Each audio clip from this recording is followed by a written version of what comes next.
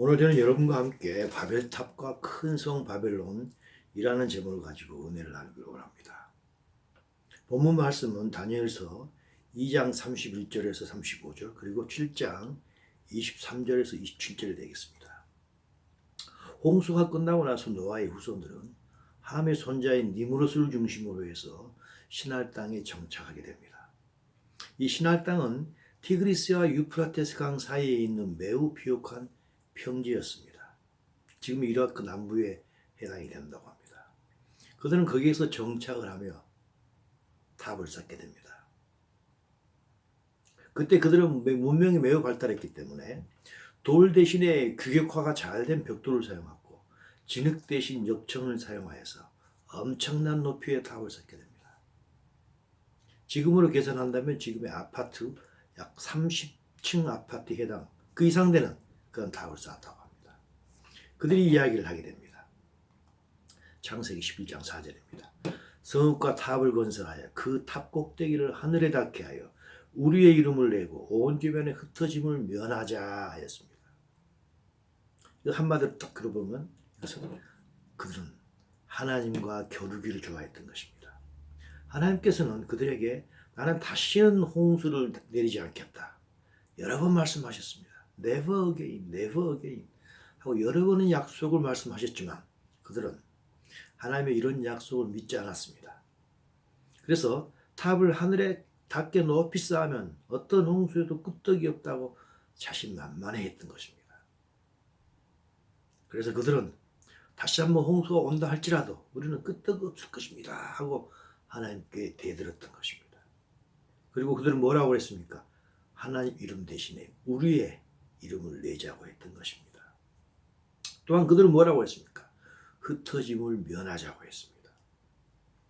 하나님께서는 노아의 홍수가 끝나고 나서 그들에게 복을 주시며 이렇게 말씀하셨습니다. 그들에게 이르시되 생육하고 번성하여 땅에 충만하라고 말씀하셨던 것입니다. 하지만 그들은 우리가 흩어짐을 면하자, 우리가 한 군데 모아서 살자라고 이야기했던 것입니다. 인간이란 아이를 낳아 잘 기르고 번성해서 땅에 흩어져 사는 게 복이라고 하나님께서 말씀하셨는데 그들은 하나님께서 주신 이 복을 거부한 것입니다. 그리고 이때 커다란 어떤 우리가 생각해봐야 될 커다란 문제가 있습니다. 그것이 무엇일까요? 그들이 이렇게 하나님께 거역했던 때는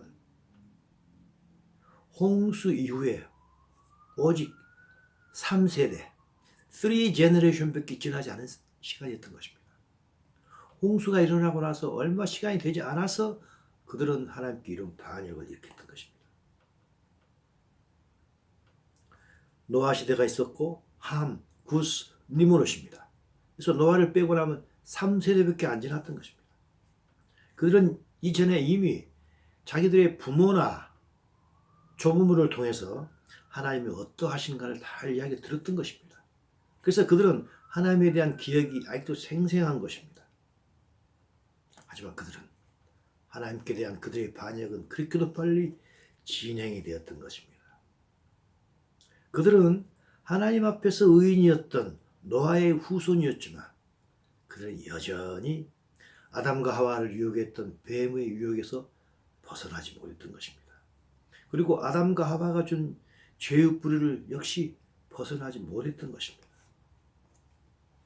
그래서 하나님께서 이렇게 말씀하시죠. 여호와께서 이르시되 이 무리가 한 족속의 언어가 하나이므로 이런 행동을 했구나 하면서 하나님께서는 서로 다른 언어를 사용하게 함으로써 더 이상 이를 진척시키지 못했던 것입니다. 언어란 무엇인가요? 언어란 하나님께서 인간에게 주신 선물입니다. 언어란 인간이 만들어낸 발명품이 아닌 것입니다.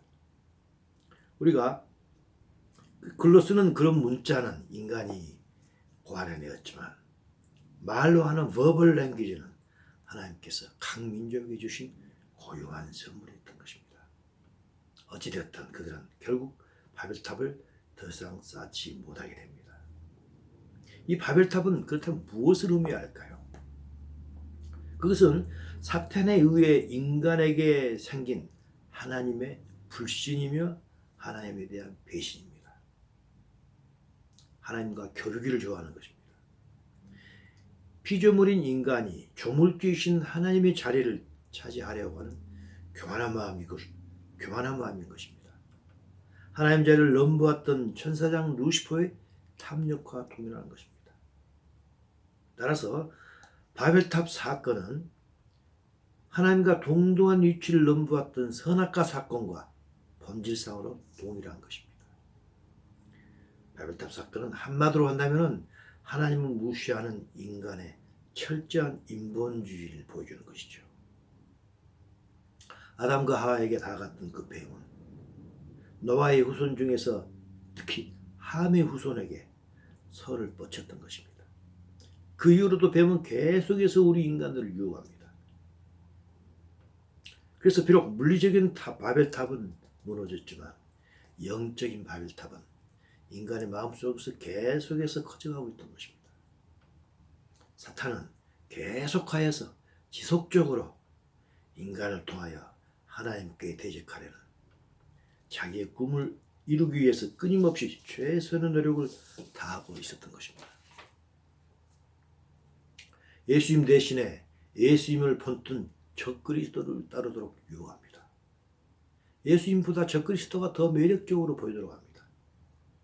인간이 인간의 생명을 좌지우지할 수 있다는 마음을 우리에게 줍니다.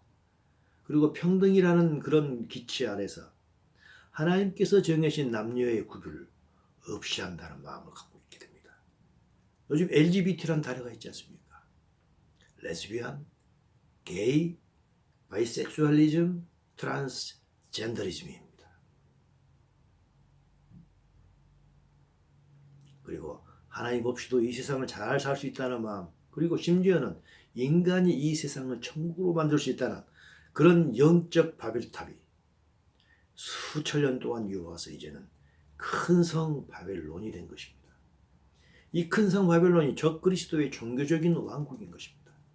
하나님께서는 이 큰 성 바벨론을 무너뜨리시는 것입니다. 하나님께서는 다니엘서와 요한계시록을 통해서 이 세상이 어떻게 되어질지 우리에게 미리서 보여주십니다. 하나님께서는 다니엘에게 느부갓네살 왕이 꿈꾸었던 그 꿈을 해석하도록 합니다. 바로 다니엘서 2장 31절입니다.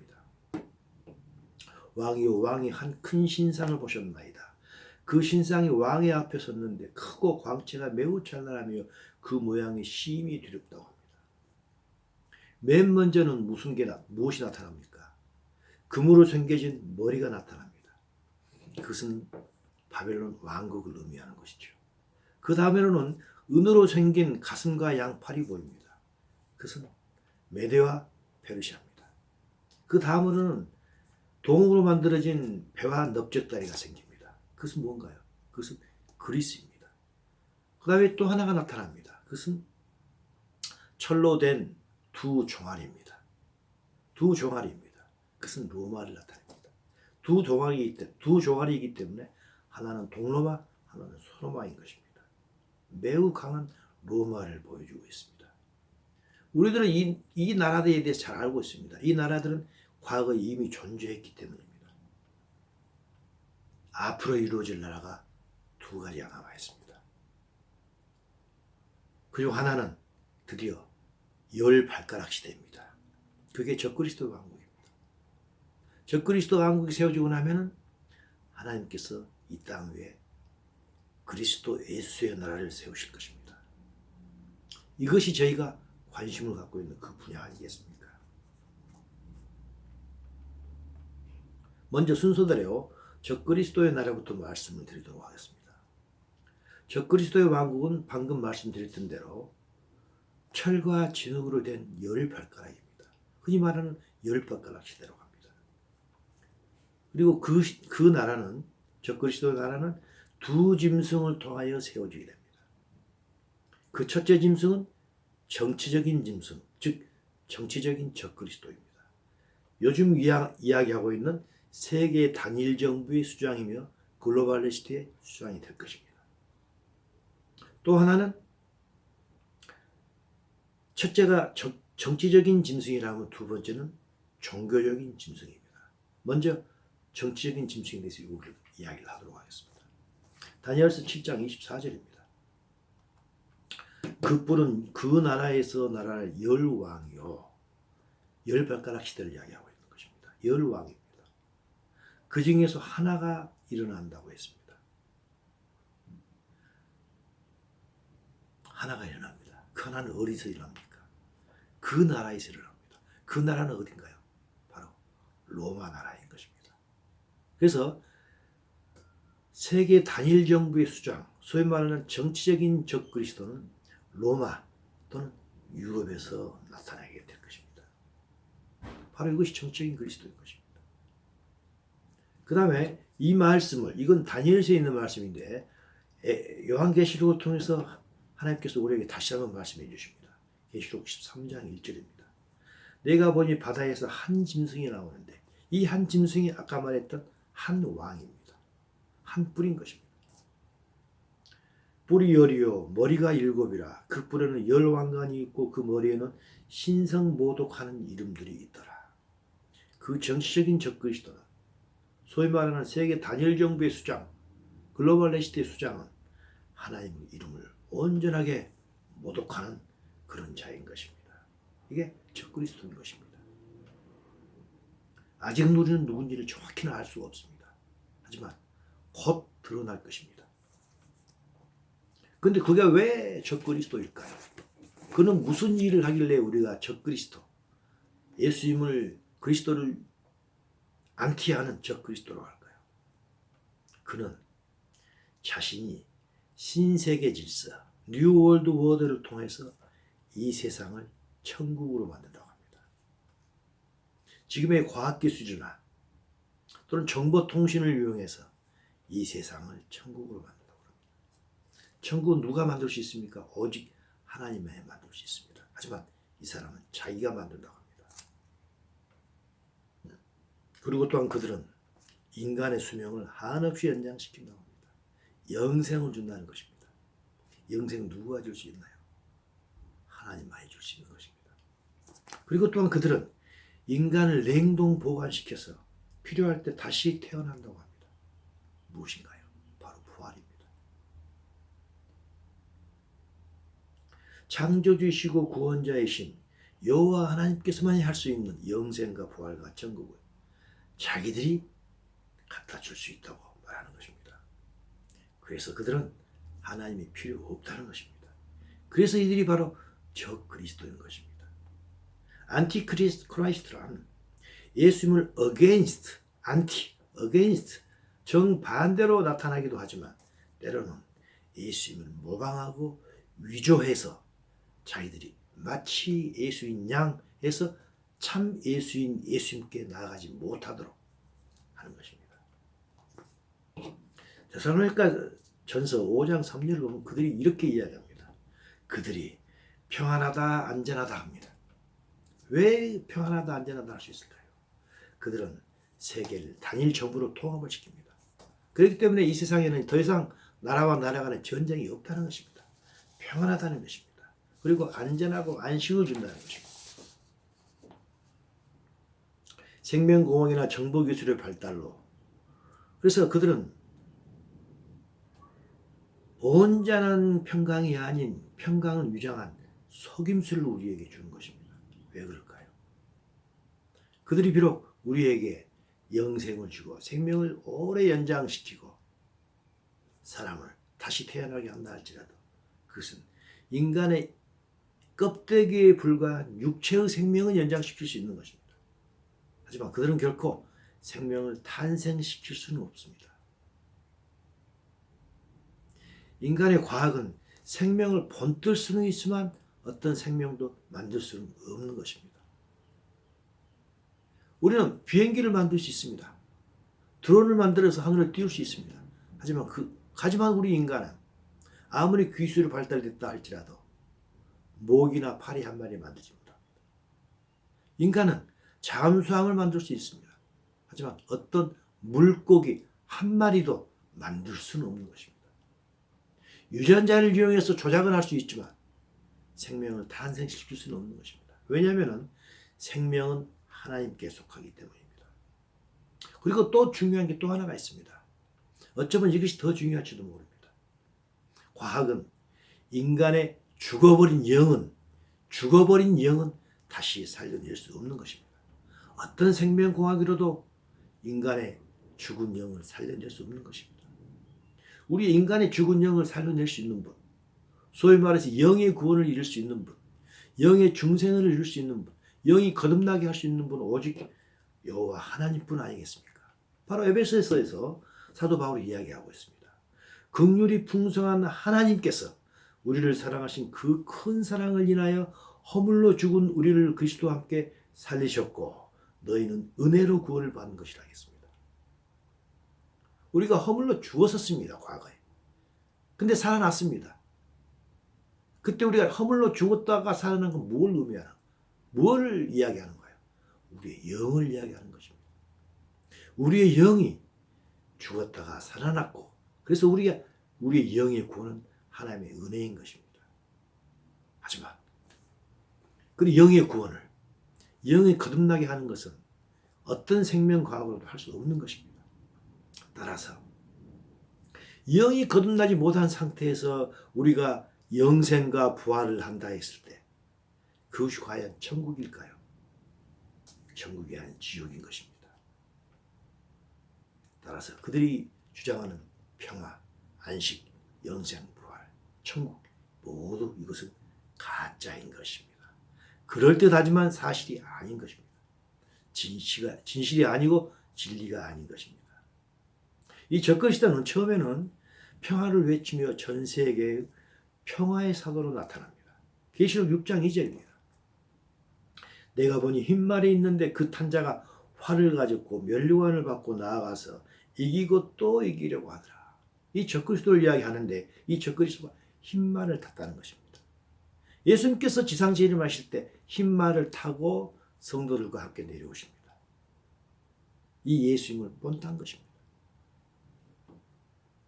그리고 이 적그리스도는 후 3년 반에는 자신이 하나님이라고 하면서 자신을 경배하라고 합니다. 바로 다니엘서 9장 27절 이야기입니다. 그가 장차 많은 사람들과 더불어 한 일의 언약을 굳게 맺었지만 그가 그 일의 절반의 제사와 예물을 금지한다고 했던 것입니다. 그는 한 일해 동안의 언약을 평화의 사도로서 와서 굳게 맺습니다. 하지만 딱 절반이 지난 시점에서 자기의 원래의 모습을 드러냅니다. 원래의 모습이 뭔가요? 적그리스도인 것입니다. 그가 나타나서 3년 반 후에는 드디어 자기 본 모습을 드러내서 나를 경배하라고 하는 것입니다. 또 다른 짐승을 이용합니다. 처음에 그렇지 않습니까? 두 짐승을 이용해서 적그리스도는 적그리스도 왕국을 받는다고 했습니다. 지금까지는 첫째 짐승을 이야기했습니다.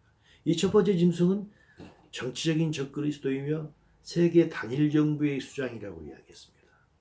두 번째 짐승은 무엇일까요? 종교적인 적그리스도입니다. 종교적 짐승인 것입니다. 첫째 짐승이 세계 단일 정부의 수장이라면 이 두 번째 짐승은 세계 단일 종교의 수장인 것입니다. 그는 거짓 선지자인 것입니다. 누구일까요? 바로 그 사람이 지난 수요일입니다. 9월 21일 날 크리슬립이라는 세계 종교 통합을 선포했습니다. 바로 천주교 교황인 것입니다. 바로 천주교 교황, 그가 종교적인 짐승이고 그가 바로 세계 단일 종교의 수장인 것입니다. 그가 거짓 선지자인 것입니다. 계시록 13장 11절에서 이 말씀이 있습니다. 내가 보매 또 다른 짐승이 첫 번째가 아닌 두 번째가 아닌 것입니다. 땅에서 올라오니 어린 양같이 두 뿔이 있고 용처럼 말을 하더라. 무슨 말인가요? 그는 정치적인 적그리스도가 예수님과 비슷하게 흰 말을 타고 왔듯이 이 세계 단일 종교 수장인 거짓 선지자도 마찬가지로 예수님처럼 어린 양같이 나타납니다. 하지만 그는 무슨 말을 하는가요? 용처럼 말을 하는 것입니다. 모습은 예수님과 매우 비슷하지만 사실은 사탄의 말을 하는 것입니다. 그러면서 계시록 13장 18절에서 이 말씀이 있습니다. 지혜가 여기 있으니 총명하나 자는 그 짐승의 숫자를 세어보라. 그것은 사람의 수니 그의 수는 666이라고 했습니다. 천주교 교황은 자기 머리에 3층으로 된 관을 씁니다. 그 관에는 금은 보석으로 치장이 되어 있습니다. 그리고 그 관에는 글씨가 써져 있습니다. 바로 여기에 나와 있는 Vicarius Filii Dei라는 이야기입니다. Vicarius는 Vicar, 대리자라는 뜻입니다. Fili는 아들이라는 뜻이고 Dei는 하나님을 이야기합니다. 그래서 그 의미는 나는 하나님의 아들의 대리자라는 것입니다. 무슨 말인가요? 나는 보이지 않는 하나님의 아들을 보이는 자로 나타난 것이다. 자기가 그리스도라는 것입니다. 보이는 그리스도라는 것입니다. 이 비카리오스 필리데이를 로마 글자인데 이것을 게마티라의 숫자 진법으로 따져보면 666이 되는 것입니다. 그래서 천주교 로마 교황이 바로 거짓 선지자인 것입니다. 그러면서 요한계시록 17장과 18장은 이 음녀, 즉 로마 교황이 받을 진노에 대해서 이야기를 하고 있습니다. 처음 17장 1절에서 이 말씀이 나옵니다. 7 대접을 가진 7 천사 중 하나가 와서 내게 이르되 이리로 오라. 많은 무리에 앉은 큰 음녀가 받을 심판을 너에게 보이리라 했습니다. 로마 교황을 하나님께서는 큰 음녀라고 이야기했던 것입니다. 영어로 Great Prostitute인 것입니다. 왜 큰 음녀라고 했을까요?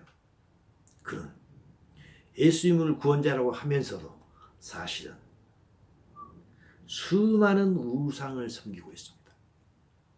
그리고 이번에 크리슬람이라는 종교 통합을 했던 것 마찬가지로 그는 예수님만이 구원을 우리에게 주신 분이 아니고 예수님 외에 어떤 종교도 우리에게 구원을 준다고 하는 것입니다. 그래서 그가 바로 음녀인 것입니다. 예수님만을 자기의 남편으로 섬기고 살아야 되는데 수많은 다른 종교, 수많은 다른 우상도 자기의 남편으로 섬겼던 것입니다. 그래서 큰 음녀라는 것입니다. 그러면서 17장 5절에서 이 말씀이 나옵니다. 그의 이마에 이름이 기록되어 있다는 것입니다. 무슨 이름인가요? 큰 바벨론이다. 애당초에는 적은 바벨탑에 불과했지만 이제는 큰 바벨론 성으로 변해버렸다는 것입니다. 큰 바벨론이다. 큰 바벨론. 크나큰 하나님을 대적하는 자라는 것입니다. 땅의 음녀들과 가정한 것들이 엄이라고 했습니다. 땅의 음녀들 누군가요? 이 세상에는 예수님을 구원주라고 믿지 않고 다른 자들이 구원주라고 믿는 수많은 음녀들이 있습니다. 천주교를 속아서 수많은 신앙생활을 잘못했던 사람들, 그런 사람들이 얼마나 많이 있는 것입니다. 그래서 그들은 음녀인 것입니다.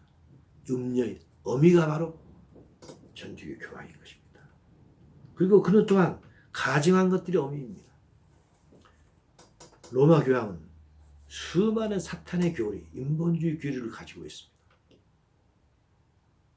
예수님만이 구원자라는 그 교리가 아닌 수많은 교리를, 잘못된 교리를 가지고 있습니다. 그것이 바로 가증한 것들입니다. 그래서 로마 교황은 땅의 음녀들과 가증한 것들이 엄이라는 것입니다. 그리고 또 이야기합니다. 17장 3절입니다. 내가 본 여자가 붉은빛 짐승을 탔는데 그 짐승의 몸에는 하나님을 모욕하는 이름들이 가득하고 7머리와 10뿔이 있습니다. 7머리와 10뿔이 있고 하나님의 이름을 모욕하는 자가 누구라 하겠습니까? 바로 정치적인 적그리스도 아닙니까? 그래서 이 여자는, 로마 교황은 정치적인 적그리스도를 타고 있다는 것입니다. 교황은 정치적인 적그리스도인 세계의 단일 정부와 그들과 손을 잡고 그들과 협력하고 있는 그런 관계라는 것입니다. 그러면서 계속해서 말씀하십니다. 내가 본 그 여자는 땅의 왕들을 다스리는 큰 성이라 하셨습니다. 무슨 말인가요?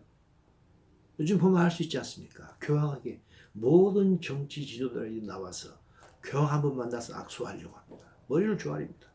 그래서 교황은 땅의 왕들을 다스리는 자가 되어버린 것입니다. 그뿐 아닙니다. 18장 3절에서 이 말씀이 나옵니다. 그 음행의 진노의 포도주로 말미암아 만국이 무너진 것입니다. 온 세상이 구원을 받지 못하고 무너진 것입니다. 왜 무너졌나요? 우리에게 포도주를 주었던 것입니다. 그럴듯한 말, 그럴듯해 보이는 행위, 거짓된 교리를 통해서 그것들이 우리 인본주의 입에 맞는 포도주였던 것입니다.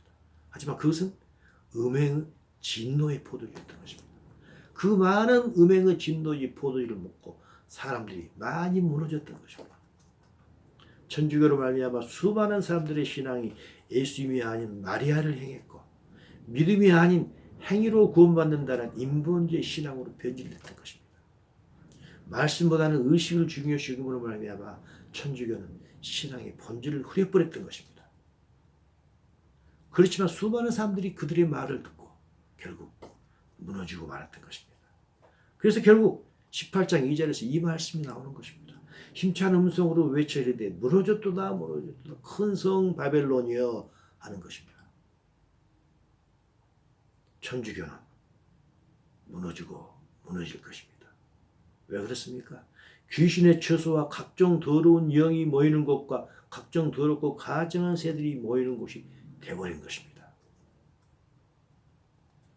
이 천주교 종교적인 적그리스도의 왕국 큰 성 바벨론은 예수님에 의해서 결국 무너지게 된 것입니다. 이것을 다니엘서에서는 이렇게 표현하고 있습니다. 다니엘서 2장 34절입니다. 왕이 보신즉 손대지 아니한 돌이 나와서 신상의 새와 진흙의 발을 쳐서 부러뜨린다 하겠습니다. 신상에 있었던 쇠와 진흙의 발, 열 발악각은 무엇인가요? 적그리스도죠. 적그리스도의 왕국을 손대지 아니한 돌이 나와서 부숴버린다는 것입니다. 손대지 아니한 돌이 무엇인가요? 예수님 아니겠습니까? 예수님께서 오셔서 적그리스도 왕국을 부러뜨리는 것입니다. 예수님의 심판을 받는 것입니다. 이것에 대해서 계시록 19장 20절에서는 세밀하게 이야기하고 있습니다. 적그리스도의 왕국은 두 마리의 짐승에 의해서 세워졌다고 했습니다. 그래서 이렇게 이야기합니다. 짐승이 잡히고 그 앞에서 표정을 향했던 거짓 선지자도 함께 잡혔다는 것입니다. 첫 번째 짐승은 정치적인 적그리스도입니다. 거짓 선지자는 종교적인 적그리스도 아니겠습니까? 그들이 산채로 잡혀서 유황불 붙는 못에 던져진다고 했습니다. 이제 아직은 하나는 남아 있습니다. 무엇이 남았을까요? 바로 사탄, 영이 남아있죠. 그들에게 많은 권세를 주었던 그들의 죄악의 뿌리인 사탄, 영이 남았습니다. 그것을 어떻게 예수님께서 처리하실까요? 바로 계시록 20장 2절 3절에서 이렇게 말씀하고 계십니다. 영을 잡으니 곧 뱀이요 마귀요 사탄이라. 그걸 예수께서 잡은 것입니다. 잡아서 1000년 동안 결박하여서 무저용 속에 집어넣고 임봉을 쳐버리는 것입니다. 결국 이 땅에는 정치적인 적그리스도인 글로벌리스트 세력이 사라집니다.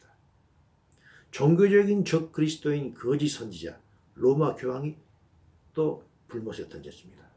그리고 이들을 조종했던 사탄이 1000년 동안 결박돼서 이 땅에는 사탄도 없어지고 정치적인 적그리스도도 없어지고 종교적인 적그리스도도 없어집니다. 이 땅에는 적그리스도의 왕국이 사라지게 된 것입니다.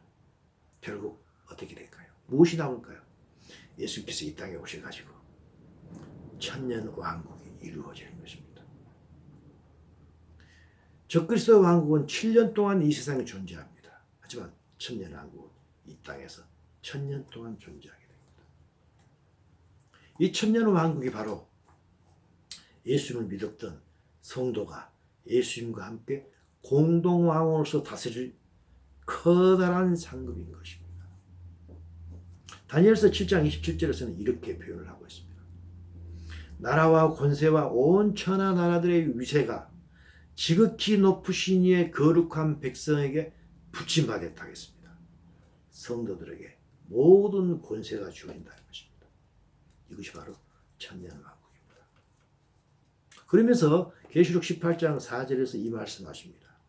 내가 들으니 하늘로부터서 다른 음성이 나서 이르되 내 백성아 거기서 나와 그들의 죄에 참여하지 말고 그가 받을 재앙들을 받지 말라고 했습니다. 거기가 무엇인가요? 바로 종교적인 적그리스도의 왕국인 천주교, 캐톨릭을 이야기하고 있는 것입니다. 그러면서 이 말씀을 하십니다. 그의 죄는 하늘에 사무쳤으며 하나님은 그의 불의한 일들을 다 기억하고 있다는 것입니다. 빨리 나오라는 것입니다. 노아의 후손들이 바벨탑을 하늘에 닿도록 높이 쌓았듯이 로마 천주교의 죄악은 하늘에 닿은 것입니다. 하나님께서는 그들의 죄악을 절대 잊지 않으시는 것입니다. 천주교는 사탄의 최고의 결자품입니다. 사탄이 만든 최고의 신앙의 위조지표인 것입니다. 천주교는 적그리스도의 종교적인 적그리스도의 왕국인 것입니다. 창세기에서는 조그만 신할 땅에서 세워졌던 그 바벨탑입니다. 이제는 그 바벨탑이 이제는 전 세계를 주물럭거리는 커다란 영적 음녀가 되어버렸던 것입니다. 가톨릭이란 말이 무슨 뜻인가요? 그것은 전 우주적인 보편적인 그런 이야기입니다. 천주교가 전 우주적이고 보편적인 커다란 음녀가 되어버렸던 것입니다. 이 음녀에 의해서 얼마나 많은 사람들이 구원에서 떨어져 나간지 모르는 것입니다. 결론을 내리도록 하겠습니다. 사탄이 글로벌리스트와 로마 교황을 이용해서 이 땅 위에 7년 동안 자신의 왕국을 세웁니다. 그렇지만 예수님에 의해서 이 1000년 동안 이 땅에 세워졌던 적그리스도의 왕국은 결국 무너지게 됩니다. 그리고 대신에 이 땅 위에 예수님께서 이 땅에 재림하셔서 1000년 왕국이 세워지는 것입니다. 바로 20장 6절에서 이 말씀하십니다. 첫째 부활에 참여하는 자들은 복이 있고 거룩하도다. 그들이 하나님과 그리스도의 제사장이 되어 1000년 동안 그리스도와 더불어 왕노릇하리라 했던 것입니다. 예수님께서 공중 강림하실 때 성도들이 예수님과 함께 부활돼서 하늘로 올라갑니다. 7년 동안 한나라에 있습니다. 그동안 7년 동안 이 땅에서는 7년 환란이 이루어지며 동시에 이 땅에서 7년 동안 적그리스도의 왕국이 이루어지는 것입니다. 그리고 7년 환란이 끝나면 예수님께서 이 땅에 내려오시면서 적그리스도 왕국을 무너뜨리고 이 땅 위에 1000년 왕국을 세우시는 것입니다.